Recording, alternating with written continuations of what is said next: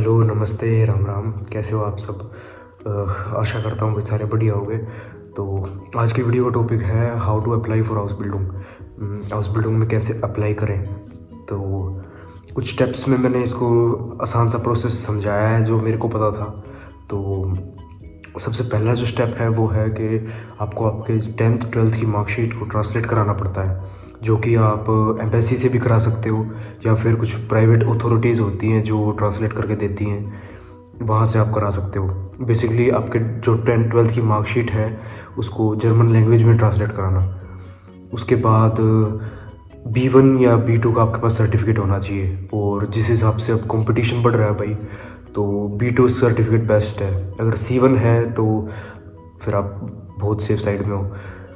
Language के बाद as requirement 16-17 साल से लेकर, और फिर आगे आपका डिपेंड करता है 20-22 तक आराम से हो जाता है। उसके बाद डिपेंड करता है आपने कौन से कोर्स में अप्लाई करना है और आपका पहले क्या बैकग्राउंड था। आपका जो 12th के बाद गैप है अभी तक की एज में, उसमें आपने क्या किया हुआ है। अगर वो आपके हाउस बिल्डिंग के फील्ड से मैच कर रहा है तो कोई दिक्कत नहीं होती है एज में। उसके बाद बात आती है, दो चीज़ें होती हैं, एक तो होता है थ्योरी, एक प्रैक्टिकल। अब आपको दो जगह से कॉन्ट्रैक्ट चाहिए, एक स्कूल से या किसी कॉलेज से जो आपको थ्योरी सिखाएंगे, और एक किसी प्रैक्टिकल के फील्ड से जहाँ पे जो आपको पैसे देंगे और प्रैक्टिकल्स करवाएंगे। अब जो प्रैक्टिकल्स होता है वो इंटरव्यू भी लेते हैं स्कूल वालों के साथ मिलके, जिससे आपको चेक करेंगे कॉन्ट्रैक्ट देने से पहले। प्रैक्टिकल वाले आपका लैंग्वेज टेस्ट करेंगे और स्कूल वाले आपका बैकग्राउंड देखते हैं, आपने कितना क्या कुछ स्टडी की हुई है। तो उसका इंटरव्यू के बारे में मैं अलग से वीडियो बना दूंगा, इतना ज़्यादा कुछ मुश्किल नहीं होता है। दो तरीके हैं जो कंपनीज़ हैं और स्कूल्स हैं ढूंढने के लिए। आप लिंक्डइन पे जा सकते हो, या फिर एक वेबसाइट है hausbildung.de, उसमें आप लॉगिन करो और आप ढूंढ सकते हो जितने भी जो भी हाउस बिल्डिंग हैं आपके जिस फील्ड में आपको अप्लाई करना है उससे रिलेटेड, उनको ईमेल डाल दो। अब यहाँ पे जो सबसे बड़ा रोल प्ले करेगा वो आपका CV होगा, रिज्यूम। अपने रिज्यूम को इस तरीके से बनाओ कि जिस फील्ड में आप अप्लाई कर रहे हो उसके बारे में आपके CV में कुछ लिखा होना चाहिए, आपका इंटरेस्ट होना चाहिए।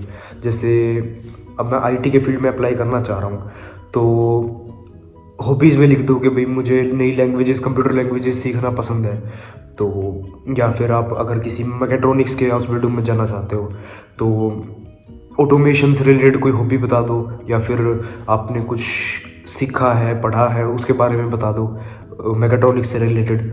तो ये चीज़ें बहुत इफ़ेक्ट करती हैं, आपको जो सिलेक्ट होने के चांसेस हैं वो बहुत बढ़ जाते हैं। अब जो इंटरव्यू होता है उसके बारे में मैं अलग वीडियो बनाऊंगा, भाई क्या क्या क्वेश्चंस होते हैं, कितना मुश्किल होता है पास करना और कैसा क्या होता है। लिंक्डइन, hausbildung.de, या फिर आप किसी एजेंट से भी अप्लाई करवा सकते हो इंडिया में, या जैसे भी कोई है अगर आपका जानकार तो। अब ईमेल, आपने एक वर्क के लिए कुछ ढूंढ लिया, जैसे कि आपने कोई एक कंपनी ढूंढ ली जहाँ पे वो हाउस बिल्डिंग करा रहे हैं, तो अब आपको आपके डॉक्यूमेंट भेजने हैं, जो भी डॉक्यूमेंट्स थे, जैसे CV, मोटिवेशन लेटर और बेसिक 10th 12th की मार्कशीट, आपका लैंग्वेज प्रोफिशिएंसी का जो सर्टिफिकेट है वो आपको रिप्लाई करेंगे, एक इंटरव्यू कंडक्ट कराएंगे कि आप लैंग्वेज ठीक बोल पा रहे हो या नहीं, और आपका जो कॉन्फिडेंस कैसा है, आपका क्या इंटरेस्ट है उस फील्ड में। आप मतलब एक पर्पस चेक करते हैं, भाई आप इसी फील्ड के लिए आ रहे हो यहाँ पे, या फिर आप यहाँ आके चेंज तो नहीं कर लोगे, वो सब देखते हैं। तो इंटरव्यू होने के बाद 15 से 20 दिन या 1 महीने तक में आपका कॉन्ट्रैक्ट आ जाता है, जिसमें ये लिखा होता है भाई हम ये लड़का है, इसको हम इतनी स्टाइपेंड देंगे, ऐसे कोर्स होगा 3 साल का या 2.5 साल का, और उसमें जो बेसिक नॉलेज होती है, इन्फॉर्मेशन होती है, कितना वर्क अलाउड है, वो सब रिटर्न होता है।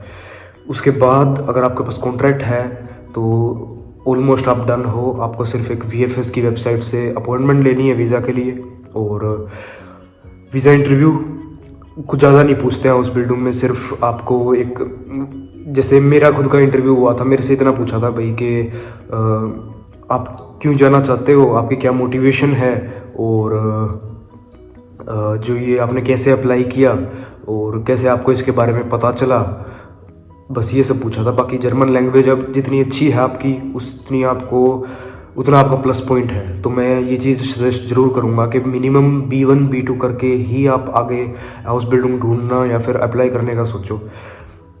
बल्कि जिस हिसाब से अब आगे आगे कंपटीशन बढ़ रहा है और यहाँ पे आके आपको आगे जो फाक ग्रीफ बोलते हैं, जो भी सब्जेक्ट की टर्म्स होती हैं वो आपको सीखनी पड़ेंगी। जैसे कि अब आप अगर आपने B1 B2 तक जर्मन सीख भी ली, तो अगर आप यहाँ पे आ रहे हो मैकेट्रॉनिक्स पढ़ रहे हो, तो आपको ये तो नहीं पता ना कि भाई एक्सेलरेशन को क्या बोलते हैं, वेलोसिटी को क्या बोलते हैं। ये चीज़ें आपको यहाँ पे आके सीखनी पड़ेंगी। तो इसलिए एटलीस्ट आप B1 B2 करके आओ, B2 तक करके आओ, ताकि आप बोलने चालने में इतने अच्छे हो कि जो ये टर्म्स हैं वो आप आसानी से कैच कर पाओ। वरना आप क्लास में बैठोगे, आपको कुछ समझ नहीं आएगा, उसका कोई मतलब नहीं बनता। उसके बाद आपने अपॉइंटमेंट बुक कर ली है, वो आपका एक इंटरव्यू लेते हैं, आपके डॉक्यूमेंट्स ले लेंगे, और फिर हाउस बिल्डिंग में तो वीज़ा बहुत जल्दी आ रहे हैं। दिल्ली कंसल्टेंसी का जैसे मुझे पता है, वहाँ पे कुछ दोस्तों ने मेरे अप्लाई किया था, तो विद इन 1 वीक 10 दिन में, मैक्सिमम 20 दिन में वीज़ा आ जाता है। और वीज़ा आने के बाद आपका जो बेसिक पैकिंग वैकिंग है वो सब होता ही है।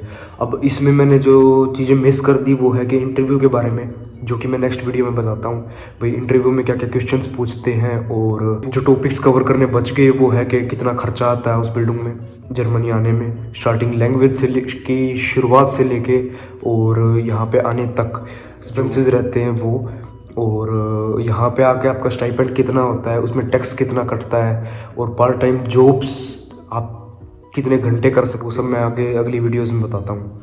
तो तब तक के लिए बाय बाय बाय।